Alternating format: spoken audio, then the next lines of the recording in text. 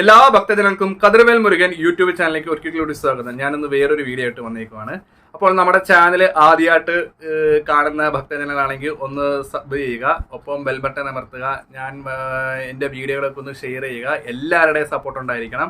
ഞാനിന്ന് വീഡിയോ പറഞ്ഞേ, നമ്മുടെ ഭക്തജനങ്ങളൊക്കെ ഈ വൈകുന്നേരങ്ങളിൽ വിളക്ക് വെക്കുമ്പോൾ കുറേ മന്ത്രങ്ങൾ ജപിക്കാറുണ്ട്, കുറേ സൂക്തങ്ങൾ, മന്ത്രങ്ങൾ. പക്ഷെ അവർക്ക് ഒന്നും അറിയത്തില്ല. പിന്നെ ഇതേപോലുള്ള പുസ്തകങ്ങളും കാര്യങ്ങളൊക്കെ, ഇതിപ്പം ഒരു മന്ത്രപ്രയോഗം എന്ന് പറഞ്ഞൊരു പുസ്തകമാണ്. അപ്പോൾ ഇതിനകത്ത് ഒത്തിരി മന്ത്രങ്ങളും കാര്യങ്ങളൊക്കെ ഉണ്ട്. അപ്പോൾ ഞാനിത് എൻ്റെ ഒരു ബന്ധുവിൻ്റെ വീട്ടിൽ തന്നെ പോയപ്പോൾ കണ്ടതാണ്. അപ്പോൾ ആ അമ്മ അവിടെ ഇരുന്നുകൊണ്ട് ഈ പറയുന്നതിനകത്ത് മന്ത്രങ്ങളൊക്കെ നോക്കി ചെല്ലണം. അതിനകത്ത് താരാമന്ത്രം, ധൂമാവതി മന്ത്രം എല്ലാം ഇരുന്ന് വിളക്കിൻ്റെ മുമ്പിൽ ചെയ്യുക. പക്ഷെ നമ്മൾ ആവശ്യമില്ലാത്ത നെഗറ്റീവായിട്ടുള്ള മന്ത്രങ്ങൾ ചെല്ലുമ്പോഴത്തേക്ക് നമുക്ക് അതിൻ്റെ സൈഡ് എഫക്റ്റും കാര്യങ്ങളൊക്കെ ഉണ്ടാകുന്നത് അത് ആരും മനസ്സിലാക്കുന്നില്ല. ഒരു കാര്യം ചിന്തിക്കുക, ഈ ഒരു പൂജ പഠിച്ച് ഉപനയനം ചെയ്ത് നമ്മൾ മന്ത്രമൊക്കെ ചെയ്യുമ്പോൾ നമ്മൾ താളത്ര ദിഗ്ബന്ധനം ചെയ്തിട്ടാണ്. കാരണം ഒരു മന്ത്രം പിഴച്ചു പോകുമ്പോഴത്തേക്ക് അതിന് ഭയങ്കര ദോഷങ്ങളുണ്ട്. അപ്പോൾ ഭക്തജനങ്ങൾ ഈ സന്ധ്യ വിളക്ക് വെക്കുമ്പോൾ പുസ്തകങ്ങൾ, ഇല്ലെങ്കിൽ മുഹൂർത്ത മാസികം, ഇല്ലെങ്കിൽ ജ്യോതിഷരത്നം, ഇതൊക്കെ മാസങ്ങൾ വരുന്ന മാസികയാണ്. അപ്പോൾ അതിനകത്തുള്ള മന്ത്രങ്ങൾ നോക്കിയൊന്നും ഭക്തജനങ്ങൾ ചെല്ലാതിരിക്കുക. അത് പിന്നീട് നിങ്ങൾക്ക് ഈ പറയുന്ന പോലെ നെഗറ്റീവായിട്ടുള്ള ഒത്തിരി കാര്യങ്ങളുണ്ടാകും. അപ്പോൾ ഭക്തജനങ്ങൾക്കൊരു എന്നോടൊരു തിരിച്ചൊരു ചോദ്യം ചോദിക്കാം.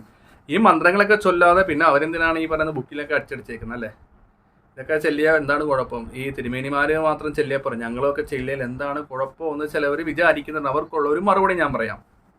ഇപ്പോൾ ഞാൻ ഉപനയനവും കാര്യങ്ങളൊക്കെ കഴിഞ്ഞ് മന്ത്രങ്ങൾ, ഇപ്പം ഞാനൊരു ധൂമാവതി മന്ത്രം ചെല്ലുന്നു.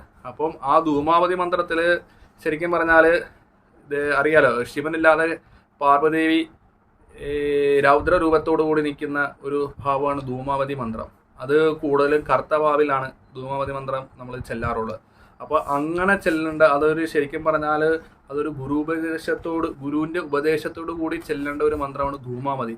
അപ്പം നമ്മൾ ഈ ചുമ്മാതെ ആ മന്ത്രത്തിനെ ബഹുമാനിക്കാതെ, ഇല്ലെങ്കിൽ അതിൻ്റെ നേരാനുസരണം ചെല്ലാതെ നമ്മളത് ഈ ധൂമാവതി മന്ത്രം ചെല്ലുമ്പോഴത്തേക്ക് നമുക്ക് ഈ വിളക്ക് വെക്കുന്ന ടൈമിൽ തന്നെ അവത്തിൽ ഒരു നെഗറ്റീവ് എനർജി വന്ന് നമ്മുടെ വീട്ടിൽ പ്രശ്നങ്ങളുണ്ടാകാം.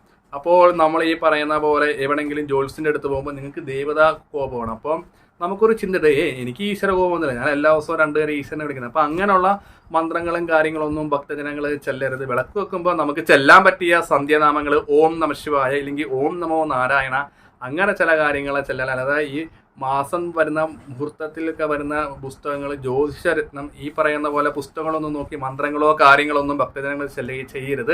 അതൊക്കെ ഒരു ഗുരുവിൻ്റെ ഉപദേശത്തോടു കൂടി വേണം ഇതൊക്കെ ചെയ്യാൻ. അല്ലാതെ നമ്മൾക്ക് ഈ പറയുന്ന പോലെ അഷ്ടോത്തരങ്ങളിലെല്ലാം മഹാദേവൻ്റെ, ദേവിയുടെ, അതേപോലെ തന്നെ ദേവിയുടെ സൂക്തങ്ങൾ എന്ന് പറഞ്ഞൊരു പുസ്തകങ്ങളുണ്ട്. സൂക്തങ്ങളൊക്കെ എപ്പോഴും രാവിലെയാണ് നമ്മൾ ഈ ചെയ്യേണ്ടത്. ലളിതാ സഹസ്രനാമം, ദുർഗയുടെ അഷ്ടോത്തരം, ഭദ്രകാളിയുടെ അഷ്ടോത്തരം, ഹനുമാന്റെ അഷ്ടോത്തരം, അയ്യപ്പൻ്റെ, അതൊക്കെ നമുക്ക് വിളക്ക് വെക്കുമ്പം ചെയ്യാം. അല്ലാതായിട്ടുള്ള മന്ത്രങ്ങളോ കാര്യങ്ങളോ, ഈ സുദർശന മന്ത്രം, മൃത്യുഞ്ജയ മന്ത്രം, അഹോര മന്ത്രം, അതൊക്കെ ഈ ചുമ്മാതെ വിളക്ക് വെക്കുമ്പോൾ അതൊന്നും ജപിക്കരുത്, അതൊക്കെ തിരിച്ചടിക്കും. അപ്പോൾ ഏറ്റവും കൂടുതൽ നമുക്ക് മഹാദേവന്റെ കടാക്ഷം കിട്ടാൻ വേണ്ടി ഓം നമഃ ശിവായ, നാരായണനെ പ്രീതിപ്പെടുത്താൻ വേണ്ടി ഓം നമോ നാരായണയെ ചെല്ലിയാൽ മതി. പിന്നെ അമ്മേ നാരായണ, ദേവി നാരായണ, ലക്ഷ്മി നാരായണ നാമങ്ങൾ ചെല്ലുക.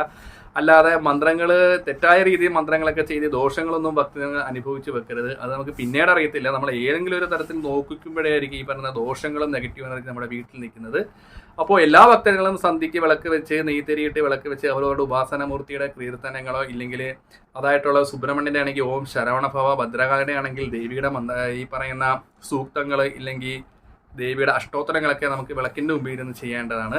അപ്പോൾ എല്ലാവരും ഭക്തജനങ്ങൾ ഈ പറയുന്ന രീതിയിൽ തന്നെ നിങ്ങൾ വിളക്ക് കഴിച്ച് മുന്നോട്ട് പോവുകയാണെങ്കിൽ അതിൻ്റെ ഒരു ഐശ്വര്യം നിങ്ങൾക്ക് 5 ദിവസം തന്നെ നിങ്ങളുടെ ഭവനങ്ങളിൽ അറിയാൻ പറ്റും. ഒപ്പം തന്നെ വിളക്ക് വെക്കുമ്പം ദോഷങ്ങൾ മാറാൻ വേണ്ടി ചെമ്പരത്തിപ്പൂ ഇട്ട് പ്രാർത്ഥിക്കുന്നതും ഉത്തമമാണ്. അപ്പോൾ വീഡിയോ ഇഷ്ടപ്പെട്ടെങ്കിൽ ലൈക്കും ഷെയറും കമൻറ്റും ഒക്കെ ചെയ്യുക. ഞാൻ മറ്റൊരു വീഡിയോ വരുന്നതാണ്. നമസ്കാരം.